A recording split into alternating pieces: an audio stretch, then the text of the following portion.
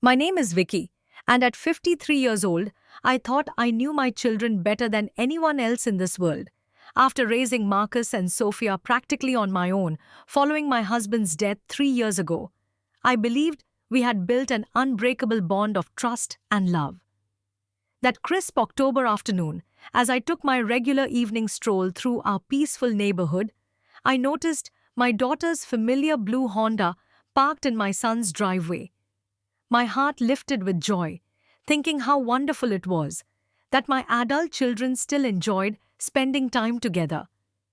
But as I approached that house, the voices floating through an open window would reveal a secret so devastating that it would forever change how I saw my family.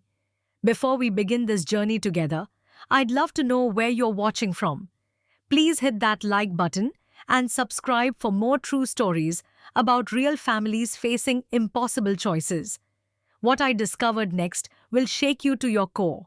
The rhythm of daily walks had become my lifeline after David passed away from a sudden heart attack in the spring of 2021. Those evening strolls through Willowbrook Heights gave me time to process my grief while maintaining the physical strength I needed to rebuild my life as a single woman at 50. The tree-lined streets of our suburban Atlanta community provided the perfect backdrop for reflection and healing. Marcus had always been my steady, reliable child. Even as a little boy, he displayed an analytical mind that served him well throughout school. After graduating summa cum laude from Emory University with a degree in computer science, he landed a prestigious position at a cybersecurity firm downtown. His salary allowed him to purchase a charming colonial-style home in the newer section of our neighborhood, complete with a white picket fence and mature oak trees shading the front yard. 2.5 years ago, Marcus married Amanda Richardson, a woman whose warmth and genuine kindness immediately drew our family to her. Amanda taught second grade at Maple Elementary, where her patience and creativity made her beloved by both students and parents. Her gentle nature provided the perfect complement to Marcus's sometimes intense personality. Together, they created a household filled with laughter, intellectual discussions, and deep mutual respect. Their daughter Emma arrived 18 months after their wedding, a precious little girl with Marcus's dark hair and Amanda's sparkling green eyes. At 5 years old, Emma possessed an infectious curiosity about everything around her. She could spend hours examining insects in the garden or creating elaborate stories with her collection of stuffed animals. Watching Marcus transform into a devoted father had been one of my greatest joys during those difficult years following David's death. Sophia, my younger child by 3 years, had chosen a completely different life path, where Marcus embraced structure and predictability. Sophia thrived on creativity and spontaneity. After studying graphic design at the Savannah College of Art and Design, she returned to Atlanta to freelance for various marketing agencies while pursuing her true passion for watercolor painting. Her small apartment in the trendy Virginia Highland district reflected her artistic sensibilities, with canvases covering every wall and art supplies scattered across every surface. What had always impressed me most about my children was their genuine affection for each other. Despite their different personalities and career choices, Marcus and Sophia maintained a close relationship that reminded me of my own bond with my sister during our youth. They frequently met for weekend brunches, attended art gallery openings together, and collaborated on surprising me with thoughtful gifts for holidays and birthdays. Amanda had embraced Sophia as the sister she had never had, often inviting her to family dinners and holiday celebrations. The three adults seemed to form a natural triangle of friendship that included little Emma as their shared focus of love and attention. Sophia had even agreed to serve as Emma's godmother, a role she took seriously by showering the child with educational toys and creative activities. Marcus's house on Sycamore Lane sat exactly 12 blocks from my own home, making it a natural halfway point during my evening walks. The route I had developed took me past the elementary school through the small downtown shopping district along Sycamore Lane and back home through the older residential streets where David and I had raised our family. The entire circuit covered approximately 3 miles and required about 45 minutes to complete at my comfortable pace. That particular Tuesday in October felt like countless others before it. The temperature had dropped to a pleasant 68 degrees, and the autumn leaves created a colorful carpet beneath my feet.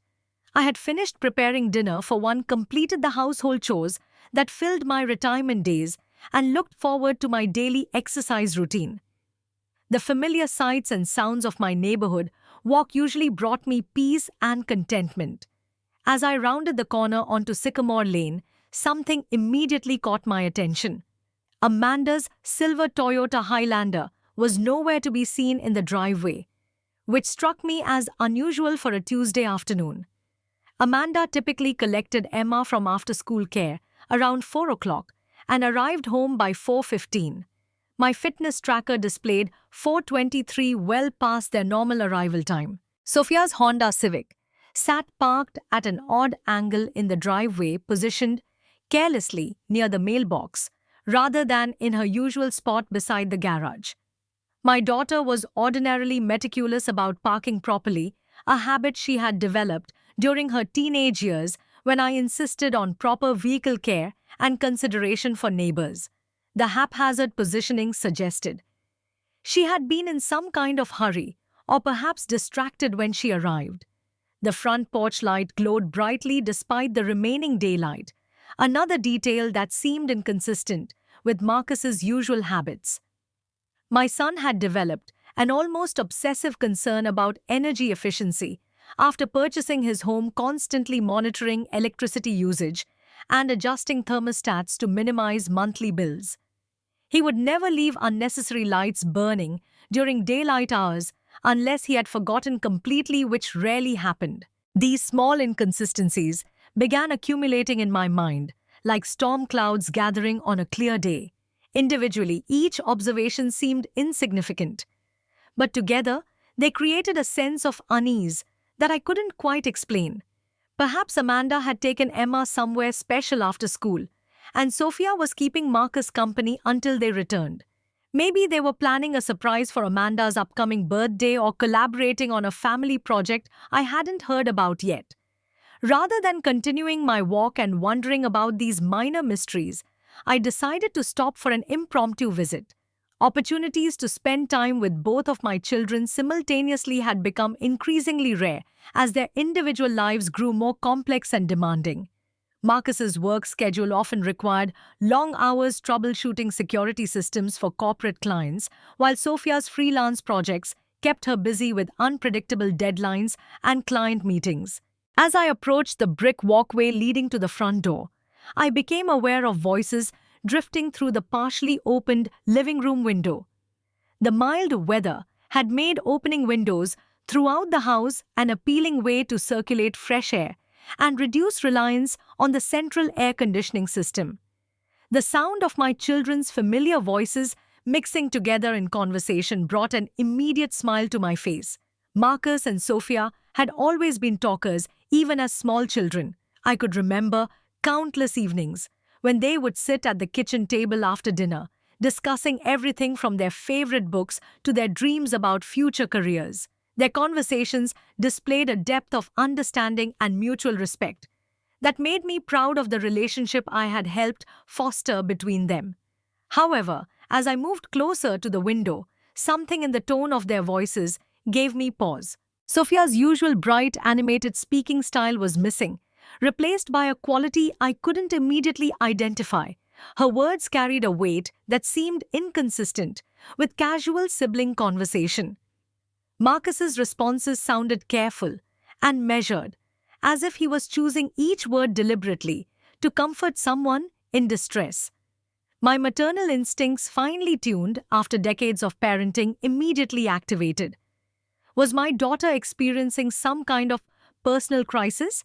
Had she encountered problems with her career, or perhaps romantic disappointments that she needed to discuss with her older brother? The protective urge that had guided me through years of scraped knees, broken hearts, and teenage dramas compelled me to move closer to the window. The words that reached my ears through that open window would haunt me for the rest of my life. I can't keep doing this, Marcus. Sophia's voice trembled with an emotion I had rarely heard from my confident, independent daughter. The guilt is literally eating me alive. My son responded in a tone so gentle and intimate that it made my breath catch in my throat. You know I can't leave Amanda right now, Sophie. Emma needs stability, and any sudden changes would raise questions we're not ready to answer. Leave Amanda. The phrase echoed in my mind as I struggled to make sense of what I was hearing. Why would Marcus even consider leaving his wife?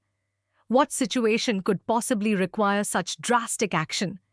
My first instinct was to assume they were discussing some kind of family intervention, perhaps helping Amanda through a personal crisis I hadn't been told about yet.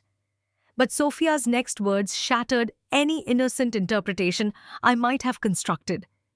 But we've been together for almost 2 years now, she said, her voice breaking with suppressed sobs. I'm so tired of being your secret, of pretending we're just brother and sister when I love you so much more than that. The world seemed to tilt on its axis. My legs suddenly felt weak and I had to grip the windowsill to prevent myself from falling. Together? For 2 years. What kind of relationship could my children possibly have that required such secrecy? The implications began crashing over me like waves, each one more horrifying than the last. Marcus's response confirmed my worst fears, while simultaneously making the situation even more real and devastating. I know how hard this is for you, he said, and I could hear the sound of movement as if he was holding her close. Amanda found that hotel receipt from our weekend in Asheville last month. She asked me about it twice, and I could see the suspicion in her eyes. Hotel receipt. Weekend in Asheville. The pieces of this nightmare puzzle were falling into place with sickening clarity. My son and daughter were having an affair. The word itself seemed too clinical, too distant to capture the enormity of what I was discovering. This was incest, betrayal, and deception on a scale I could never have imagined. Through the window, I could hear Sophia crying more openly now, her sobs muffled against what I assumed was Marcus's shoulder. Every time I look at Amanda, every time she hugs me or thanks me for being such a good sister to you, I feel like the most disgusting person who ever lived. I know, Marcus whispered, his voice heavy with guilt but lacking any indication that he intended to end whatever was happening between them. But you have to understand, Sophie, what we have together is real. It's the most real thing I've ever felt in my life. The casual intimacy in his tone, the way he spoke her name with such tenderness, made my stomach churn violently. This wasn't a recent development or a moment of weakness that had gotten out of hand. This was an established romantic relationship with deep emotional connections that had been growing in secret for nearly 2 years. Amanda deserves so much better than this, Sophia said through her tears. And Emma, oh God, what about Emma? She calls me Aunt Sophie with such trust and love. Emma will be fine, Marcus replied, and the callousness in his voice shocked me more than anything else I had heard. Children adapt to change better than adults do. When the time is right, we'll find a way to make this work for everyone. And when the time is right, make this work. They were discussing the destruction of Amanda's marriage and Emma's family as if it were a logistical problem to be solved, rather than a devastating betrayal that would shatter innocent lives. Unable to move away from the window, despite my horror, I continued listening as my children revealed the full scope of their deception.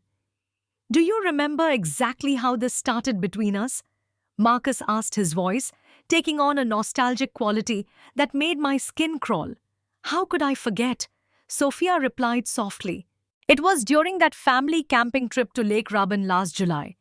Amanda had food poisoning from something she ate at that seafood restaurant. The camping trip.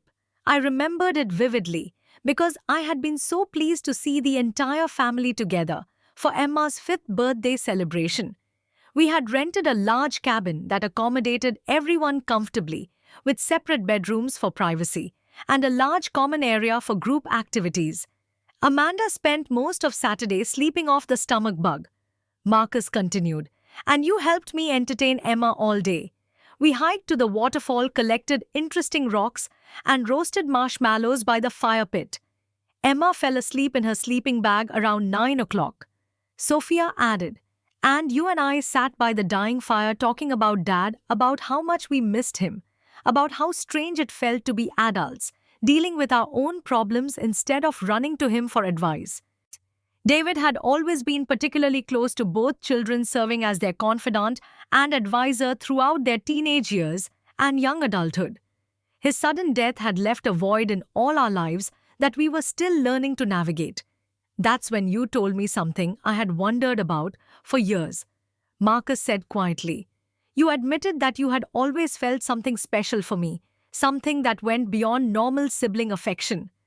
I was terrified to say it out loud. Sophia whispered. I thought you would be disgusted, that you would never want to see me again.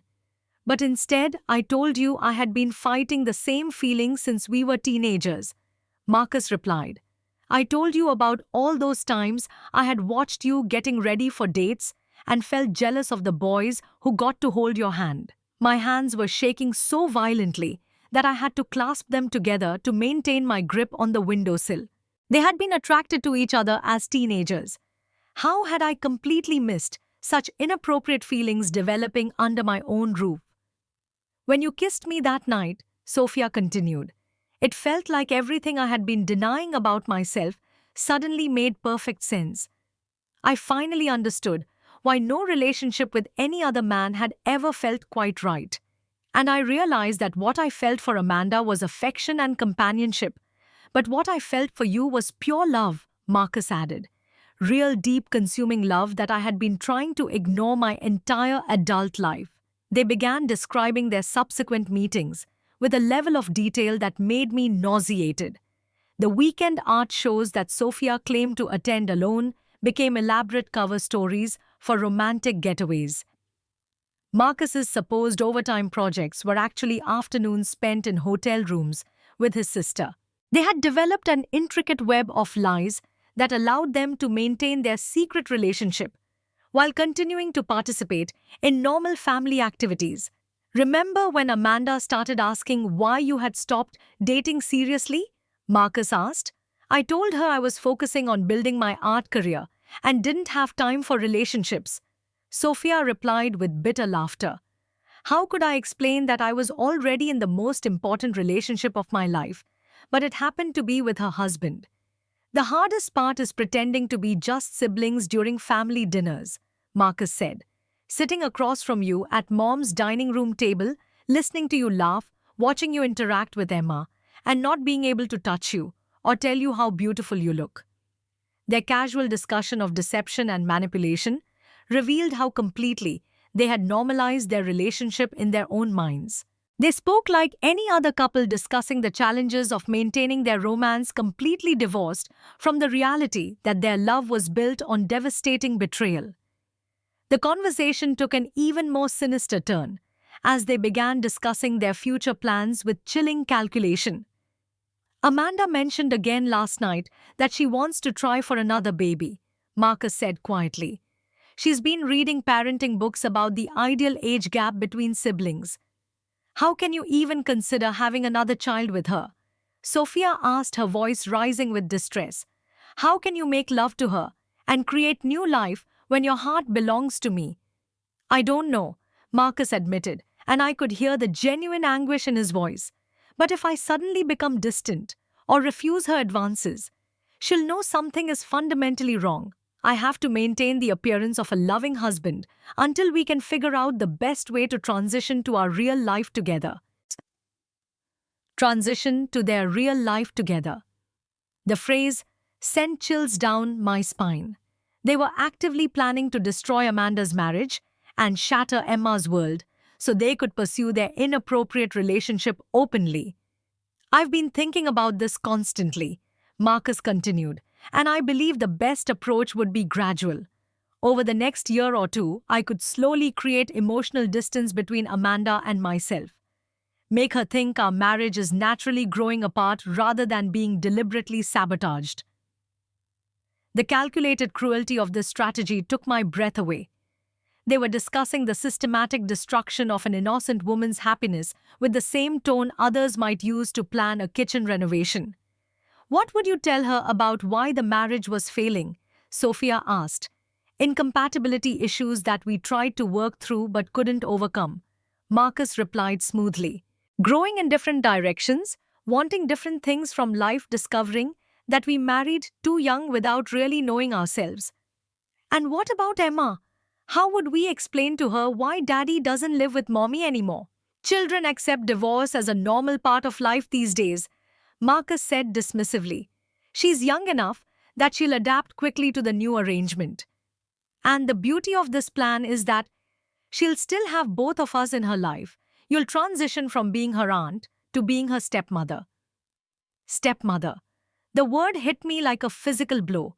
They had thought through every detail of their scheme, including how to manipulate a 5-year-old child into accepting her aunt as her father's new wife.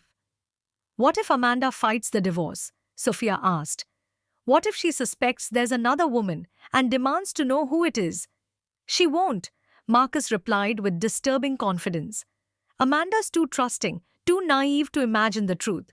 She'll assume I'm going through some kind of midlife crisis or work-related stress that affected our relationship. And if she does suspect another woman, I'll deny it completely, Marcus said.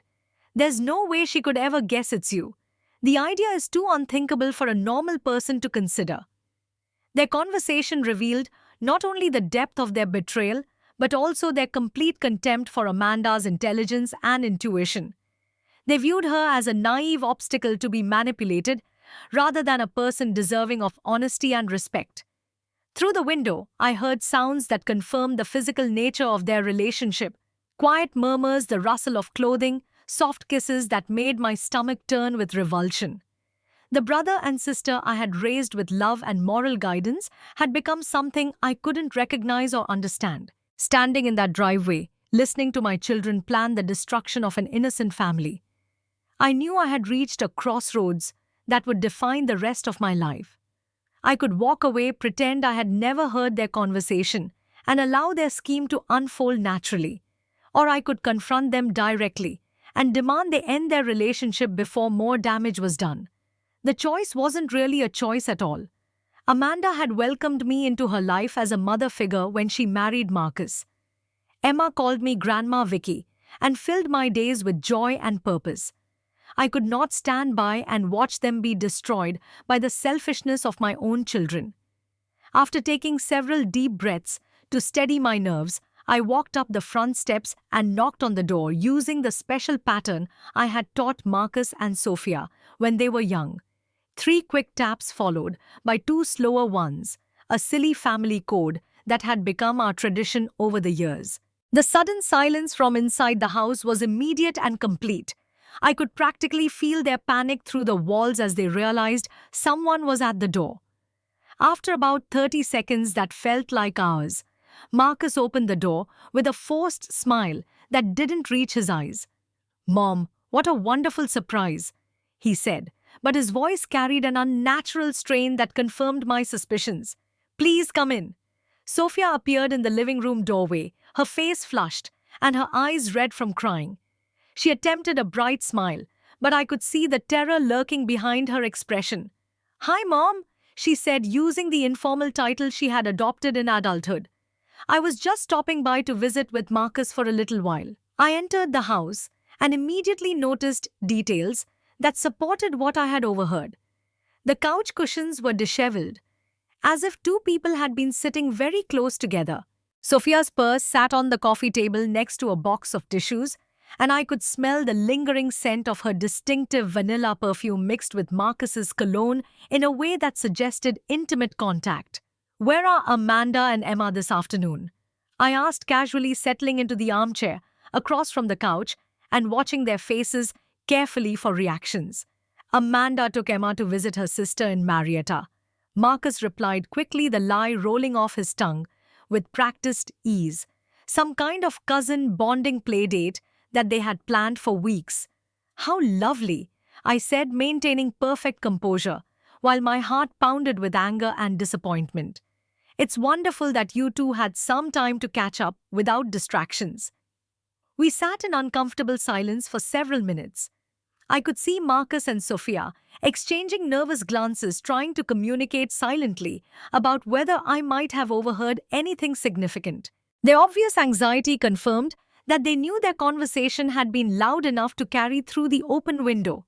"The weather is so nice today," Sophia said desperately, trying to fill the silence with meaningless small talk, perfect for opening windows and getting some fresh air through the house. "Yes," I agreed quietly. "Perfect weather for hearing conversations clearly from outside." Both of them froze at my words, understanding immediately that their secret had been discovered. "Mom," Marcus began carefully, "if you heard something that concerned you, I'm sure there's a reasonable explanation." "I heard everything," I said, simply abandoning any pretense of normalcy. "Every word of your discussion about hotel receipts, about your 2-year relationship, and about your plans to gradually destroy Amanda's marriage so you can be together openly." Sophia immediately burst into tears, covering her face with her hands. "It's not what it sounds like," she sobbed desperately. "Then please explain to me what it is," I demanded, my voice remaining calm despite the rage building inside me. "Explain how my son and daughter ended up in a romantic relationship while lying to Amanda and planning to devastate her life." For the next 2 hours, we engaged in the most difficult conversation of my entire life. Marcus tried to justify their relationship by claiming they shared a deep spiritual connection that transcended normal family bonds. Sophia insisted that their feelings were genuine love rather than simple physical attraction or rebellion against social norms. They took turns explaining how their relationship had developed gradually from emotional intimacy into physical attraction, as if the slow progression somehow made their actions less reprehensible. Marcus claimed that his marriage to Amanda had always felt incomplete because he was in love with someone else.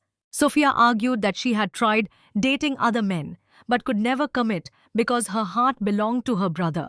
Their explanations revealed a complete disconnect from reality and an utter lack of consideration for the innocent people their selfishness was hurting.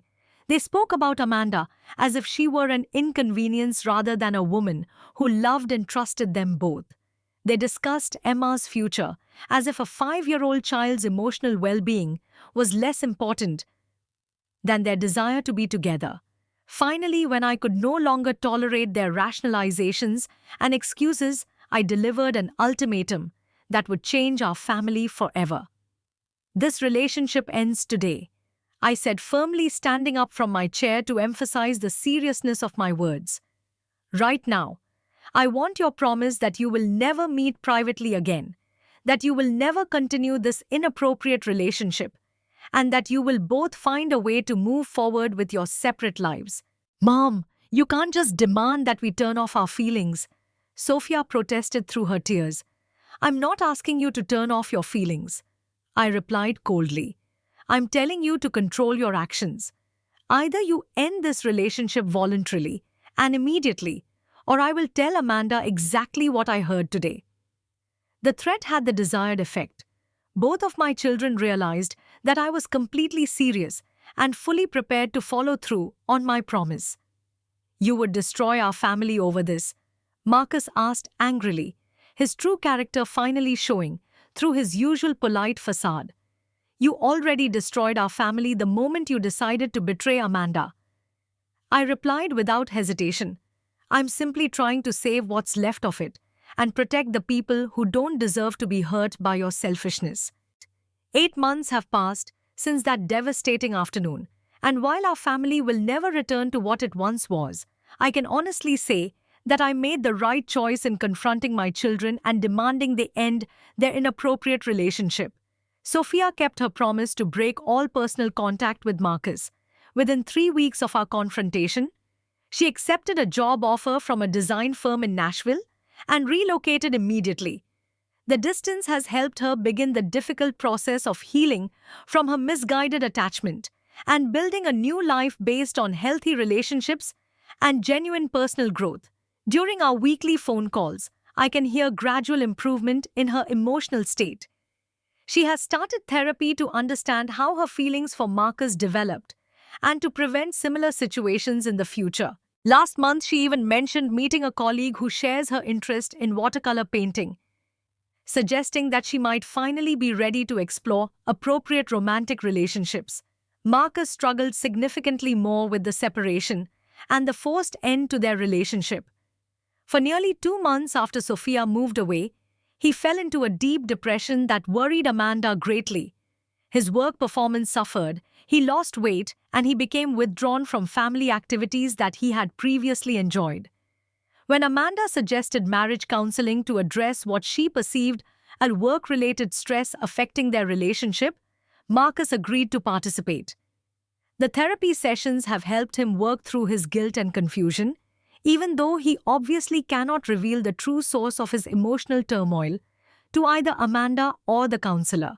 Gradually, as the months have passed, Marcus has begun to rebuild his relationship with Amanda on a foundation of renewed commitment rather than deception. The counseling process has opened communication between them in ways they had never experienced before, and their marriage appears to be stronger now than it was before the crisis. Amanda remains completely unaware of what transpired between her husband and sister-in-law. Her marriage has actually improved over the past 8 months, as Marcus has made a conscious effort to be more present, more attentive, and more emotionally available than he was during the 2 years when he was distracted by his inappropriate relationship with Sophia. Little Emma continues to ask about Aunt Sophie occasionally, but children are remarkably resilient and adaptable when it comes to changes in their extended family dynamics. She enjoys weekly video calls with her aunt in Nashville and looks forward to the carefully supervised visits we have planned for Christmas and summer vacations. As for myself, I carry the weight of this knowledge every single day. There are moments when I question whether I handled the situation correctly, whether I should have told Amanda the complete truth or whether I should have approached the problem differently. But when I see Emma's innocent smile or watch Amanda's face light up when Marcus surprises her with thoughtful gestures, I know that I protected them from unnecessary pain and devastation. The hardest part of this entire experience has been accepting that my children were capable of betrayal, manipulation, and selfishness that I never could have imagined. As their mother, I had to confront the possibility that I had somehow failed in raising them with proper moral guidance and consideration for others. But I have also learned that sometimes love requires making decisions that break your own heart in order to protect innocent people from preventable harm. Sometimes being a mother means choosing what is right over what is easy, even when that choice costs you the relationship you thought you had with your children. Marcus and Sophia may never fully forgive me for the ultimatum I delivered that day. Our family dynamic has been permanently altered, and we will never again share the easy intimacy and trust that we once took for granted. But Amanda sleeps peacefully beside her husband, who is learning to be faithful and present, and Emma continues to grow up in a home built on honesty rather than lies. The price of protecting the innocent was higher than I ever imagined I would have to pay. But it was a price worth paying to ensure that love, real love, could flourish in our family without the poison of deception and betrayal. Have you ever discovered something about your family that completely changed your understanding of who they really were? How do you think you would handle a situation where protecting innocent people meant confronting the ones you love most? Share your thoughts in the comments below, because I believe we all struggle with these impossible choices at some point in our lives. If this story touched your heart or made you think about your own family relationships, please give it a like and subscribe for more real stories about the complex choices that define our lives. Don't forget to share this video with someone who might benefit from hearing about the courage it takes to do what's right even when it costs everything. Thank you for listening to my story with such patience and understanding, and may you always find the strength to protect the innocent even when the truth threatens to destroy everything you thought you knew about love.